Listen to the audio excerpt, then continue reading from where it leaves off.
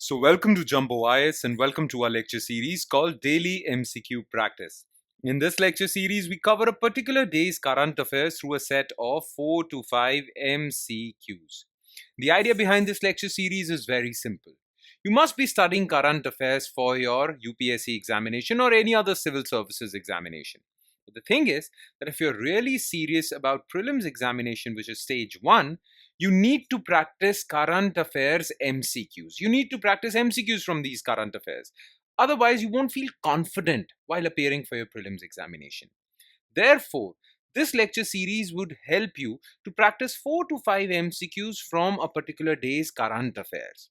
Through this lecture series, 4 to 5 MCQs on a daily basis would add up to more than 1200 MCQs by the time you're ready for your prelims examination. And from the topic of current affairs alone, 1200 MCQs are more than sufficient from current affairs. You will feel really confident while appearing for your prelims examination when it comes to current affairs. So therefore, needless to say this, make this lecture series a part of your daily routine. Enough of the introduction, let's straight away jump into the lecture, starting with question number 1. Consider the following statements regarding Mission Saffron, launched in 2021 to create hubs for saffron cultivation other than Jammu and Kashmir. The initiative has special focus on Himachal and Uttarakhand since their weather conditions are similar to Kashmir. Around 90% of the saffron in India comes from Kashmir. Okay, so how many of the above statements are correct? Now look, as far as saffron is concerned, it is a high value agricultural commodity. Okay, it is sold for very high prices. Now in India, 90% of saffron comes from J&K, and 2 districts of J&K are dominant as far as saffron production is concerned. Okay, one is Pulwama and the other is Kishtwar.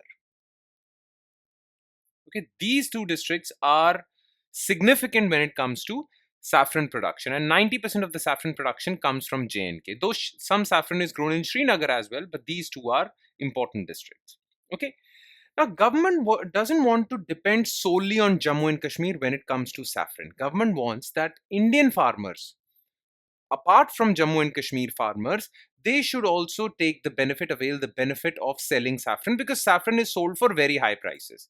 So apart from J&K people, government wants this benefit to accrue to other farmers. And government has chosen Northeast region for that. Okay, Northeastern region provides a some areas of northeastern states provide similar climatic conditions for growing saffron. So for that, government launched Mission Saffron to diversify the production areas of saffron. Now this Mission Saffron was launched in 2021 to create hubs for saffron cultivation other than Jammu and Kashmir. So this part is correct. Second statement is false because it is not Himachal and Uttarakhand. It is basically Northeast India that has been chosen the vehicle for diversification of saffron production in India. So this statement is false. But yes, around 90% of saffron in India comes from Kashmir. This part is correct. So only 2 statements are correct. The option that is correct is B. Clear? Let's quickly jump to question number 2. Consider the following regarding Northeast Center for Technology Application and Research. NECTOR.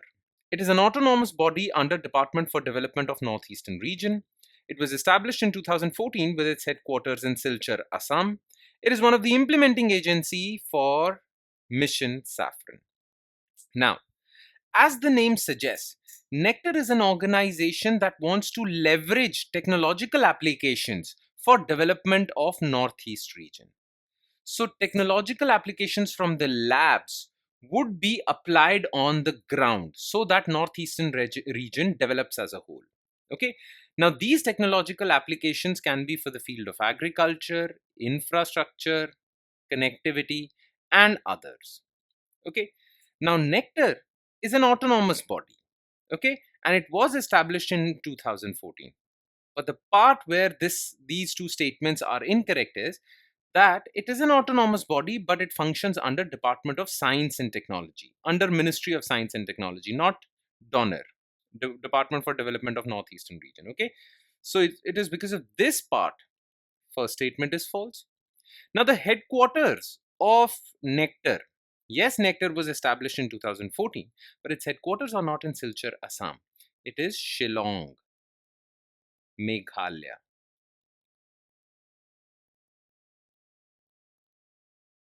Okay, so second statement is also false. But yes, like I mentioned before, Mission Saffron's special focus area is Northeastern region, and NECTOR is an implementing agency for Mission Saffron in Northeastern region. So this part is correct. Okay, only 3 is correct. The answer is C. Question number 3. Consider the following statements regarding hantavirus. It is a zoonotic viral infection that causes pulmonary and renal complications in severe cases. It is transmitted from one person to another through droplet infection. There is no cure or vaccine for this disease, and the patient is put on symptomatic treatment once he/she contracts this virus.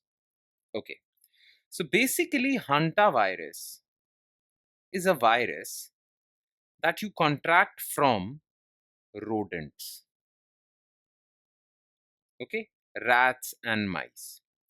Basically, rats and mice emit all sorts of fluids, saliva, urine, and excretion also, droppings and all. If you come in contact with these things, these excretory material, these excretions of rodents, and if those rodents were infected with hantavirus and you come in contact with their excretions, well, you'll also contract this virus. Okay. Now, the thing with hantavirus is that since you contract it from rodents, animals, so it is a zoonotic viral infection. Okay.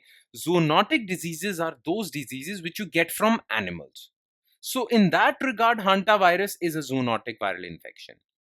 Now, what are the symptoms of hantavirus? So if you contract hantavirus, then you will get flu-like symptoms. But that would be the case if the infection is mild. In severe cases, you develop pulmonary, lungs-related disabilities, and sometimes it leads to internal bleeding and kidney-related, renal complications as well. Okay, so first statement is correct because it is a zoonotic viral infection that causes pulmonary and renal complications in severe cases. Now, you will contract hantavirus from coming in contact with the excretions of rodents. But up till now, human to human transmission has not been validated. Okay, so there is no proof that you get this virus from another human who is infected with this virus. So, human to human transmission has not been proved.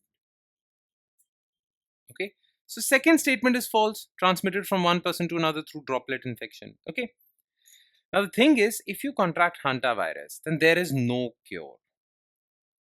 The only treatment that is available is symptomatic treatment. That means supportive care. You only get supportive care. That means if you have pulmonary complications, then you're given oxygen cylinder, ventilators. If you have high fever, then you're given antipyretic medicines like paracetamol and all. So it is only symptomatic treatment, supportive care. There is no permanent cure for this. Okay, there is no medicine that will kill this virus. Plus, there is no vaccine as well. So third statement is correct. 1 and 3, the answer is C. Question 4. Which of the following statements are correct regarding World Health Organization?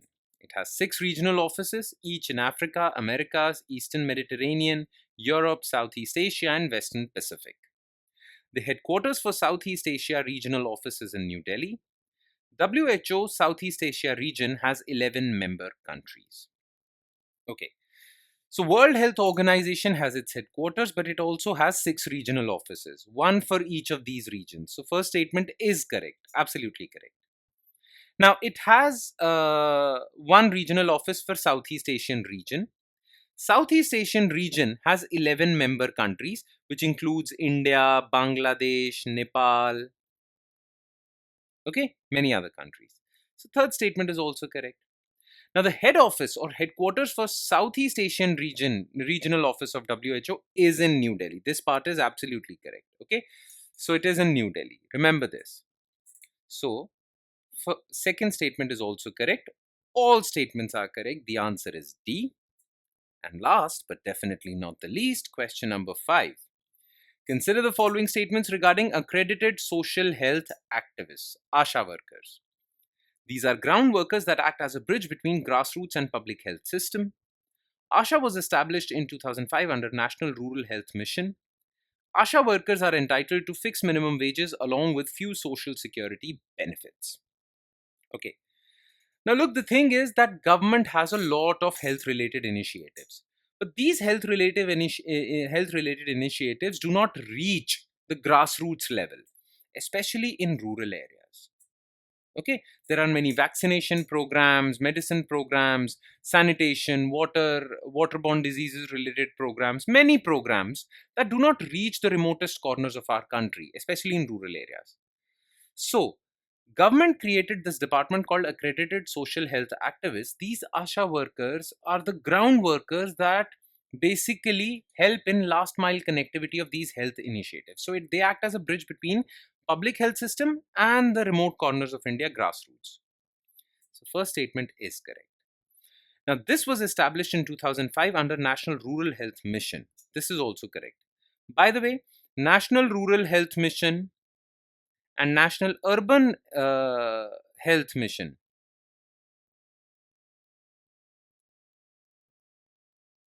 both of them were merged to create National Health Mission. Okay, so this statement is correct, obviously. Now the thing is, recently ASHA workers from the state of Kerala are protesting. And the reason for their protest is that they do not get fair wages, social security benefits. And the reason for that is that they are not recognized as workers in our legal terminology. They are recognized as volunteers who get payment for the work they do. Okay, they are not recognized as workers. And because they are not recognized as workers, various labor laws in India do not apply to them. So there is Minimum Wages Act in India, which makes sure that everyone gets a minimum wage. This law doesn't apply to them. Why? Because they're not categorized as workers. They're categorized as volunteer activists.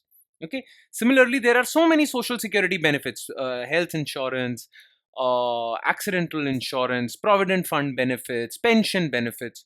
All these benefits do not accrue to them because they are not recognized as workers. Therefore, ASHA activists, ASHA workers in Kerala are protesting and they are demanding legal recognition as workers.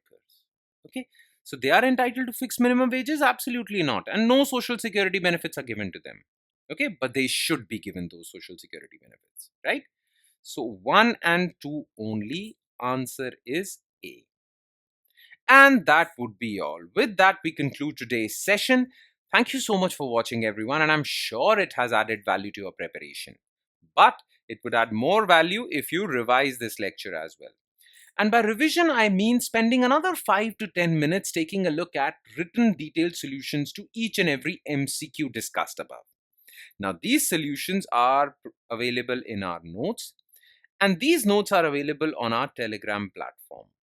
Now, where can you find our Telegram platform?